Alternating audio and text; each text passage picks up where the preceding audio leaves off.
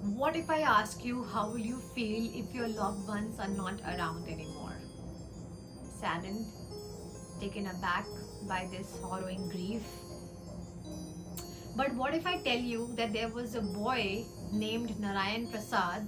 Contrary to these expectations, he was instead happy and elated when his mother passed away.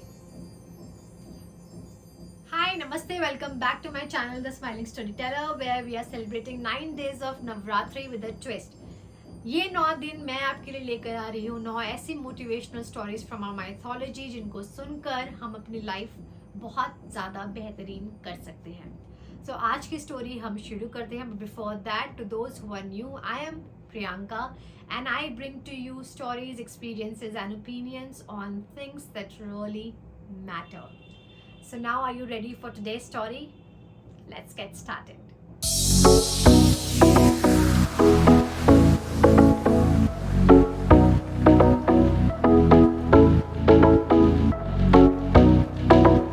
So ये story है नारायण प्रसाद और उनकी माँ की, जो दोनों लॉर्ड जगन्नाथ के बहुत बड़े भक्त थे. वो दिन रात उन्हीं का ही जाप करते थे, उन्हीं का ही स्मरण करते थे.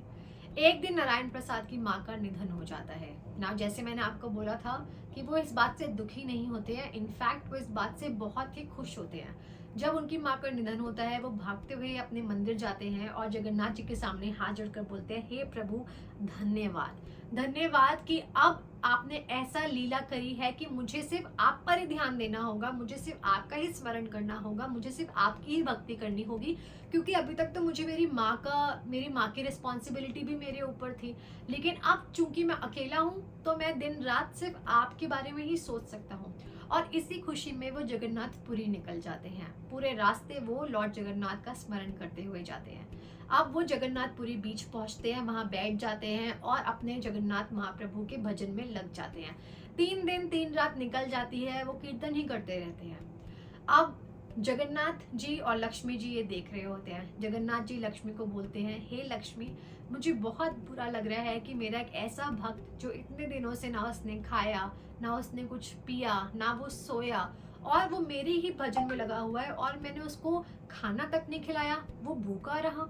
लक्ष्मी बोलती हैं, हे प्रभु, मैं आपकी बात समझ रही हूँ, मुझे भी बहुत बुरा लग रहा है, लेकिन आप चिंता मत कीजिए, मैं अभी इसको खाना देकर आती हूँ. लक्ष्मी जी एक सोने की थाल में बहुत सारा खाना लेकर उसी बीच पहुंच जाती हैं. अब लक्ष्मी जी को भी ग्लानि हो रही होती है कि 3 दिन से जगन्नाथ जी का भक्त भूखे पेट कीर्तन कर रहा था, तो वो नारायण प्रसाद जहाँ पर कीर्तन कर रहे थे उसके पीछे ही वो थाल रख के चली जाती हैं. जब वो जा रही होती है तो उनके पैरों में जो पायल होती है, द एंकलेट, उसकी आवाज नारायण प्रसाद के कानों में पड़ती है. तो वो अपने कीर्तन से उठते हैं और देखते हैं कि उनके पीछे इतनी बड़ी खाने की थाली है. अब वो ये नहीं देख पाते कि कौन लेकर आया है. तो अब इतनी उनको भूख तो लगी ही थी क्योंकि उन्होंने 3 दिन से कुछ नहीं खाया था, तो वो सारा खाना खा लेते हैं. इमेजिन अगर हम लोगों ने 3 दिन से नहीं खाया हो, विच इज वेरी रेयर, कभी ऐसा हो कि हम नहीं खाना खाएं, तो हमारी क्या ही हालत होगी. लेकिन जो नारायण प्रसाद थे उन्होंने वो सारा खाना खा लिया क्योंकि उनको भूख लगी थी. और इतना खाना खाने के बाद, और जिसने 3 दिन से नहीं सोया है, वो इतनी गहरी नींद में सो गए. अब जब वो गहरी नींद से निकले तो उन्होंने देखा कि उनके आसपास 4 पंडित खड़े हुए हैं और वो सारे गुस्से में हैं. और वो जैसे नारायण प्रसाद उनसे पूछता है कि मान्यवर हुआ क्या, तब सारे पंडित उनको बोलते हैं कि तुम्हारी हिम्मत कैसे हुई कि तुमने पूरी से, मतलब हमारे मंदिर से सोने की थाल चुराई. नारायण प्रसाद को कुछ नहीं पता होता है क्योंकि नारायण प्रसाद को तो आइडिया ही नहीं है कि वो थाली आई कहाँ से. नारायण प्रसाद बोलते हैं, नहीं मान्यवर, मैंने ये नहीं चुराई है. तो सारे पंडित बोलते हैं कि नहीं, ये तुमने ही चुराई है और तुमने बहुत बड़ा पाप करा है और इसका दंड तो तुम्हें राजा ही देंगे. तो वो ले जाते हैं नारायण प्रसाद को राजा के पास. अब नारायण प्रसाद भी छोड़ देते हैं. नारायण प्रसाद को लगता है कि मेरे पास कोई प्रूफ तो है नहीं ये प्रूफ करने के लिए कि ये मैंने नहीं चुराई है, तो ठीक है, अब जो होगा देखा जाएगा. अब राजा नारायण प्रसाद को देख के बहुत गुस्सा होते हैं कि तुम्हारी हिम्मत कैसे हुई कि तुमने मंदिर से थाल चुरा ली. तो राजा न्याय करने के लिए अपने सर्वेंट्स को बोलते हैं कि नारायण प्रसाद को 100 कोड़े मारे जाएं उनकी पीठ पर. सर्वेंट्स बहुत खुश हो जाते हैं, प्रजा बहुत खुश हो जाती है कि हमारे राजा ने न्याय करा, इस चोर को पनिशमेंट दी. सर्वेंट्स मारने लग जाते हैं कोड़े, एक के बाद एक के बाद एक. The whipping started. लेकिन नारायण प्रसाद अपनी ही भक्ति में होते हैं, उन्हें कोई फर्क ही नहीं पड़ रहा होता कि आप मार लो मुझे कोड़े, मुझे कोई फर्क नहीं पड़ता। वो हंसते रहते हैं, मुस्कुराते रहते हैं, जगन्नाथ जी की कीर्तन करते रहते हैं।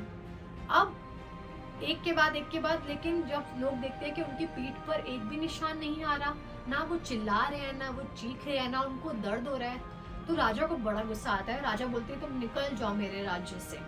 अब नारायण प्रसाद बोलते हैं ठीक है, वो वापस आ जाते हैं बीच पर, वहां पर बैठकर फिर से अपने भक्ति अपना कीर्तन करने लग जाते हैं। अब उसी दिन उसी रात को राजा सो नहीं पा रहे होते हैं, राजा को बुरे बुरे ख्याल आ रहे होते हैं। ऐसे ही उनको एक नाइटमेयर आता है कि उनके बेड से किसी ने उनको उठा के फेंक दिया, और दूसरा उनको उनके सपने में आते हैं जगन्नाथ महाप्रभु खुद, और जिसमें वो देखते हैं कि जगन्नाथ की पीठ से बहुत सारा खून बह रहा है। वो उसी ही अचंभित होकर, इतना घबरा कर वो उठते हैं और वो भागते हुए मंदिर जाते हैं जगन्नाथपुरी। पंडित को बोलते हैं कि आप ये द्वार खोलिए, मुझे जगन्नाथ महाप्रभु के दर्शन करने हैं। पंडित जैसे ही गेट खोलते हैं और देखते हैं कि खून की एक धारा जगन्नाथ महाप्रभु की पीठ से होते हुए मंदिर से बाहर आ रही है, उसी टाइम पे राजा समझ जाते हैं कि ये तो हमारे जगन्नाथ जी की महालीला थी, जहाँ पे कष्ट मैं नारायण प्रसाद को नहीं, कष्ट तो मैं जगन्नाथ जी को दे रहा था। वो भागते हुए बीच जाते हैं, नारायण प्रसाद के पैरों पे गिर के माफी मांगते हैं और उनको पूरा किस्सा समझाते हैं। अब नारायण प्रसाद भगवान से क्वेश्चन पूछते हैं कि हे प्रभु, तुम्हें इतना करने की क्या जरूरत थी? या तो तुम जब मुझे खाना देने आए थे वही गायब करवा देते, या फिर मुझे कोड़े मरवाने से रुकवा देते, लेकिन आपको स्वयं पे इतना पीड़ा लेने की क्या जरूरत थी? तो प्रभु उस टाइम पे सबके सामने आकर उसका आंसर देते हैं और ये बोलते हैं कि नारायण, मैं तुम्हारे कष्ट नहीं ले सकता। जो तुम्हारे प्रारब्ध कर्म हैं, जो तुमने अपने पिछले जन्मों में या पिछले दिनों में कर्म किए हैं, उसका भुगतान तो तुम्हें करना ही होगा। लेकिन क्योंकि तुम्हारे आज के कर्म इतने अच्छे हैं, तुमने मेरा स्मरण किया, तुमने मुझे याद किया, इसलिए उसकी पीड़ा मैं तुम्हें नहीं होने दूंगा। और उसी ही क्षण Narayan Prasad in the blazing light of Jagannath disappears. So आज का लेसन क्या हुआ? आज का लेसन यही है कि first of all trust your process and trust your God the max. आपकी लाइफ में कुछ भी हो रहा हो, भला हो रहा हो, बुरा हो रहा हो, उसका श्रेय सिर्फ गॉड का है, उसमें हमारा कोई हाथ ही नहीं है। अगर हमारे साथ अच्छा हो रहा है तो भी वो उनकी वजह से है, हमारे साथ बुरा हो रहा है तो भी वो उनकी वजह से है। लेकिन आप ये कोशिश कर सकते हैं कि you set your karmas right, you do your best, क्योंकि हम शायद ग्रेटफुल होना भूल जाते हैं, हम शायद अपने आसपास हो रहे मिरेकल्स को देखना भूल जाते हैं, और ये हमारे लिए बहुत ही बड़ा लेसन है and it's something for us to revaluate. हमें अपनी लाइफ को रीवैल्यूएट करने की ज़रूरत है, हमारे बिहेवियर एंड एटीट्यूड को रीवैल्यूएट करने की ज़रूरत है एंड थोड़ी ग्रेटफुलनेस लाने की ज़रूरत है, where we are just thankful to whatever is happening. क्योंकि मेरे साथ ऐसा होता है कि कभी कभी मुझे लगता है कि ओह, मुझे तो यहाँ होना चाहिए था, मैं यहाँ क्या कर रही हूँ। लेकिन फिर if you believe in karmas, if you believe in your deeds and if you think कि आप जो कर रहे हैं वो घूम फिर के it comes back to you, so कहीं ना कहीं आप किसी ना किसी चीज की वजह से थोड़ा सा पीछे हो जाते हैं। लेकिन हर चीज में गॉड की अपनी ब्लेसिंग है, there is always blessing in disguise, और वो यही ब्लेसिंग है कि हमें पता ही नहीं है कि हमारे साथ कितना कुछ हो सकता था, लेकिन भगवान कितने में ही टाल देते हैं। मेरी मम्मी हमेशा से, बचपन से, मुझे इतनी चोट लगे चाहे इतनी चोट लगे चाहे इतनी चोट लगे, उनका एक ही सेंटेंस उनके मुंह से निकलता था, ये तो भगवान ने कम में निपटा दिया, कम में निपटा दिया, कम में निपटा दिया। और मैं इसी लेसन के साथ बड़ी हुई हूँ और आपको भी यही लेसन देना चाहती हूँ that be grateful whatever is happening in your life, be thankful. आपका कुछ नहीं है, आप इस लाइफ में कुछ नहीं कर रहे हैं, it's all someone else doing it for you, it's the magic, it's the miracle. So be thankful, keep doing your best, and as I always say, keep smiling, keep spreading a lot of smiles, because life is short. आप चाहे 100 साल जिए चाहे 80 साल जिए, life will always for you will be short. So do your best, do not compare yourself with others. आप जितना उस comparison में जाएंगे आप उतने ही depressed रहेंगे। So आप जिस reality में हैं, जिस स्थिति में हैं, जिस भी condition में हैं, keep thanking, keep being grateful and see your life being always beautiful. आप खुश रहेंगे, आप हर चीज का ये रीजन समझेंगे कि मेरे गॉड हैं मुझे संभालने के लिए। अगर मेरे को इतना भी दर्द होगा, लेकिन मैं हमेशा उन्हें याद करता हूँ, मैं हमेशा वो सही कर रही हूँ, तो कहीं ना कहीं वो आपकी वो पीड़ा भी ले लेंगे.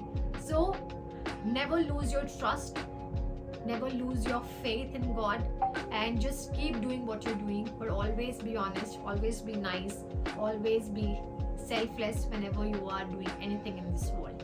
With this, I wrap up today's episode of 9 motivational stories in this 9 days of Navratri. I will see you tomorrow with another engaging motivational story from our mythology. If you like this video, definitely drop a comment, like, share and subscribe.